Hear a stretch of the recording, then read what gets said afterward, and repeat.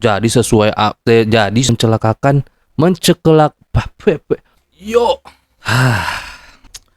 Halo teman-teman semua, apa kabar kalian semua? Saya harap kalian baik-baik saja.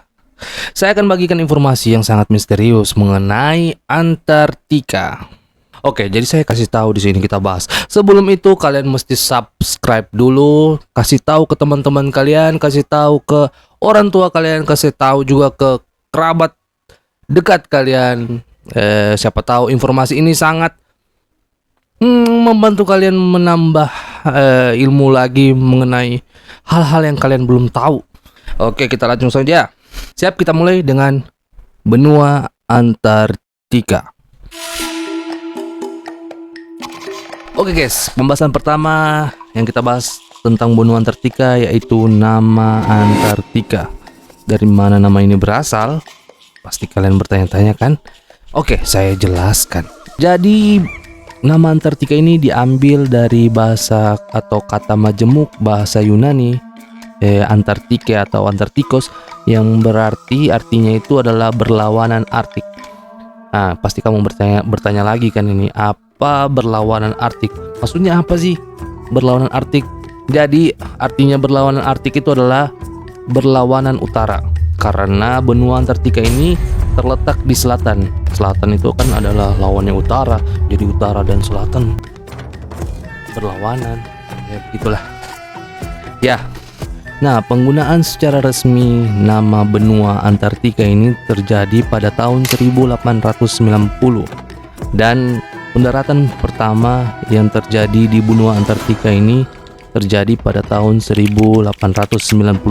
Jadi setelah nama Antartika itu sudah di label pada tahun 1890, nah tahun depannya itu mereka melakukan eksplorasi ataupun pendaratan pertama yang didokumentasikan pada tahun 1891. Tetapi banyak sejarawan yang tidak percaya akan hal ini.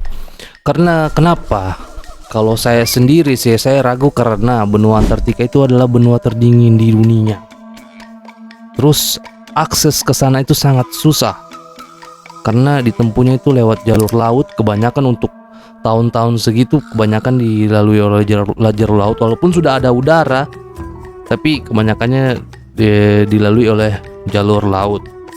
Terus kenapa begitu? Karena di laut itu banyak bongkahan-bongkahan es yang dapat menimbulkan masalah untuk kapal yang akan menuju ke benua tersebut. Karena bongkahan-bongkahan es ini bukan yang kayak bongkahan es kecil itu yang kayak es batu kecil, tidak, itu sangat gede, besar-besar, dan itu terombang-ambing di antara benua Antartika sebelum masuk ke daratan Antartika. Jadi mau ke benua Antartika ini di tahun segitu tuh propernya harus betul-betul siap, betul-betul matang, karena pendaratan ke sana itu sangat berbahaya guys. Logistik ataupun perlengkapan yang belum benar-benar safety digunakan, mungkin juga akses yang susah, banyak faktor ya yang kayak mereka itu sampai meragukan hal tersebut.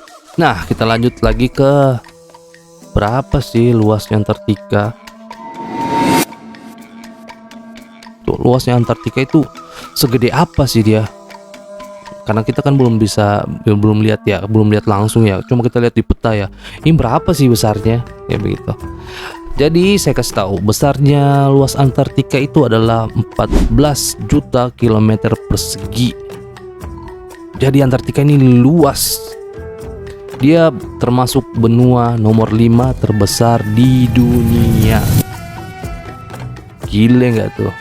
Sudah paling dingin, lumayan besar lagi. Susah dieksplorasinya. Nah, kita lanjut lagi ke masalah iklim di Antartika.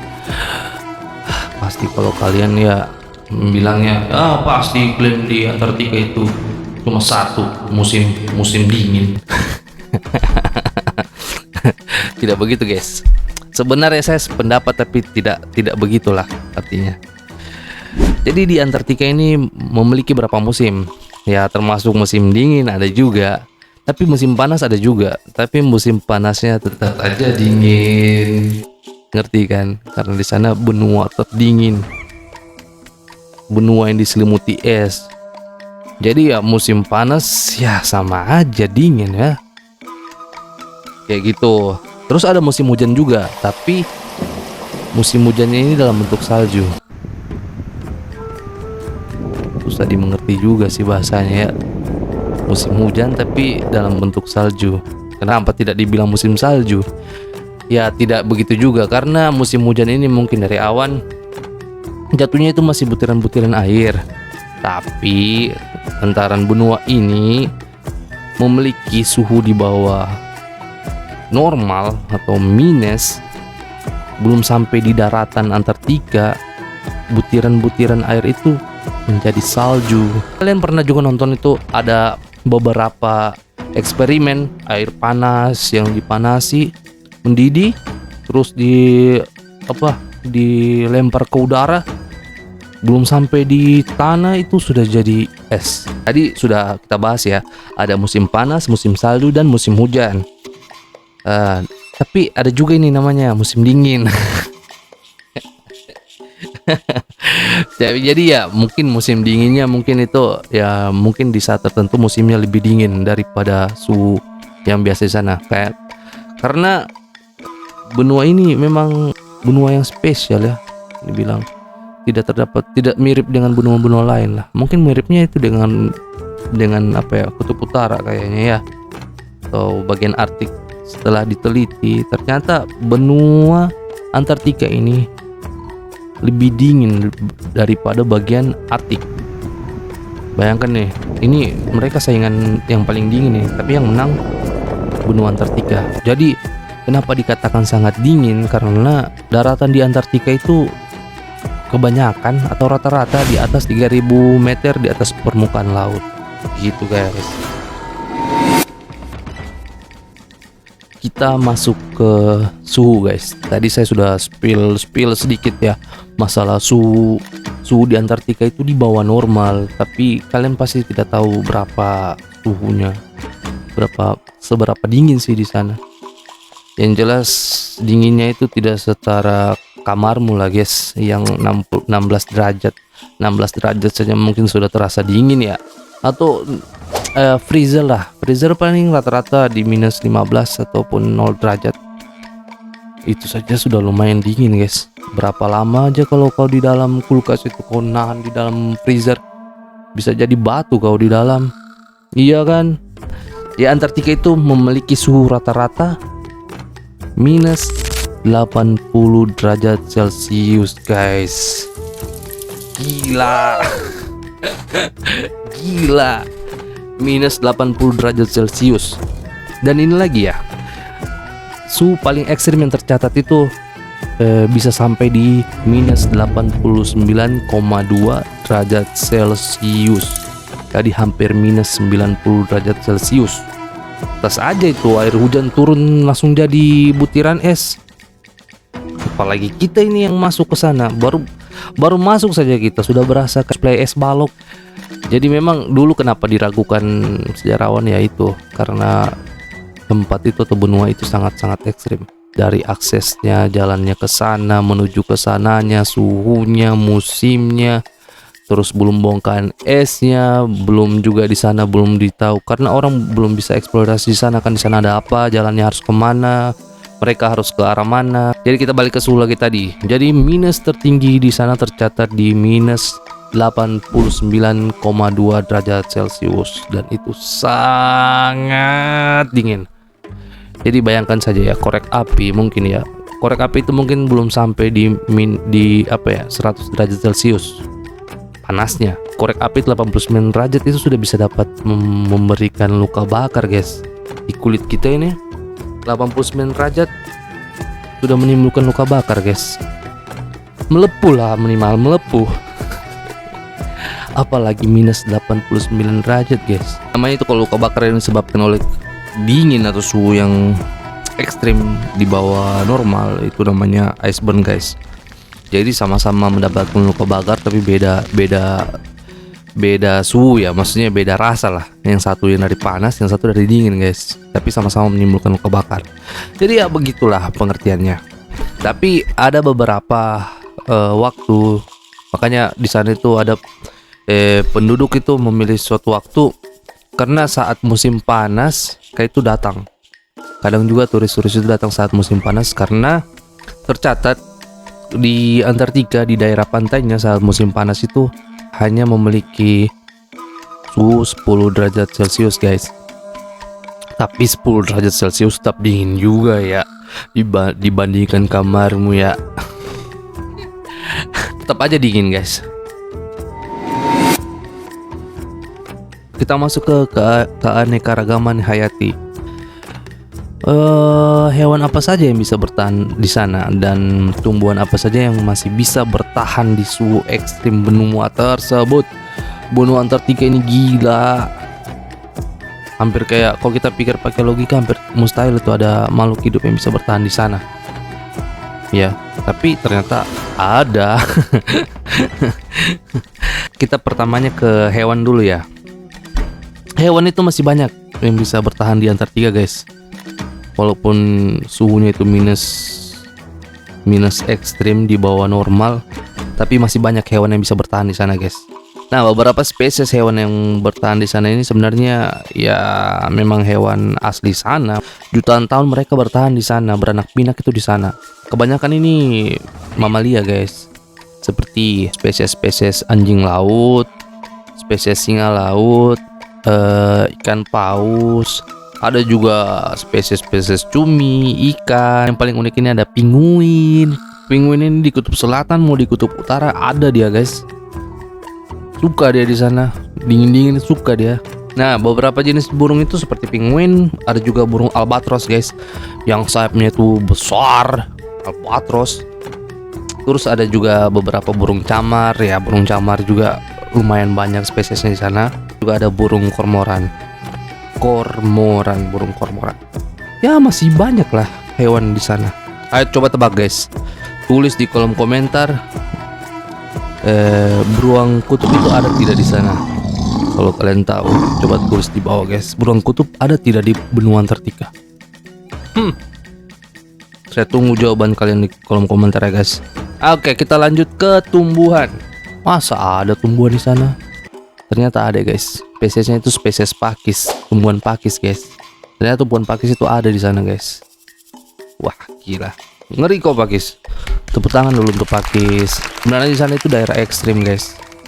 Jadi untuk tumbuhan itu sangat kecil kemungkinan bisa tumbuh.